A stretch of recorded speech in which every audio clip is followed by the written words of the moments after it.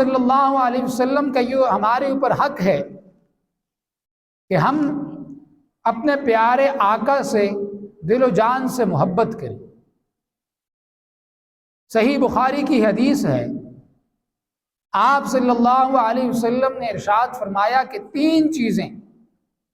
تین خوبیاں اگر کسی شخص کے اندر آ جائیں تو اس شخص کو ایمان کی حلاوت اور لذت حاصل ہو جائے گی۔ تین خوبیاں ایسی ہیں، تین کام ایسے ہیں کہ اگر انسان وہ کر لے، انسان کے اندر وہ اچھائیاں، وہ خوبیاں آ جائیں تو انسان کو اس کے ایمان کی حلاوت، اس کا مزہ، اس کی لذت محسوس ہونے لگے گی۔ پہلی خوبی ان میں سے یہ ہے کہ انسان کو